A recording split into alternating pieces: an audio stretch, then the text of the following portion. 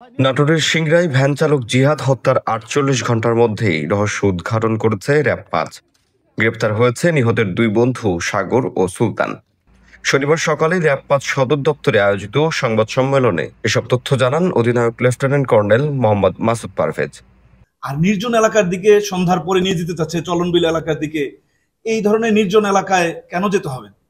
এগুলো অ্যাভয়েড করা উচিত। নির্জন এলাকায় যাওয়া যদি অ্যাভয়েড করা যায় তাহলে হয়তো সতর্কতা বলতে এটাই তো বোঝাচ্ছি। আমরা নিজেরাও তো, আপনারাও যে কোনো জায়গায় যাওয়ার আগে তো নিশ্চয়ই আপনি চিন্তা ভাবনা করেন যে আপনি কোথায় যাচ্ছেন, সময়টা কেমন। কাজের জন্য তো বিভিন্ন জায়গায় যেতে হবে, কিন্তু সতর্কতামূলক ব্যবস্থা না। সতর্কতা বলতে ওই সফট ড্রিঙ্কস এর বোতলটা তো নিশ্চয়ই খোলা ছিল তাকে দেওয়ার আগে। ৩১ জুলাই সন্ধ্যায় চলনবিলে জিহাদের লাশ উদ্ধার করে পুলিশ। তথ্য প্রযুক্তি ও গোয়েন্দা তদন্তে একদিন পরই অভিযুক্ত দুজনকে গ্রেপ্তার করে র‍্যাব।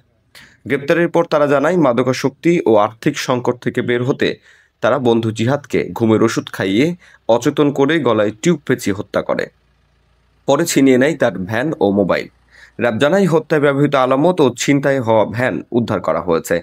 গ্রেপ্তার দুজনকে সিংড়া থানায় হস্তান্তর করা হয়েছে। উত্তরভূমি, রাজশাহী।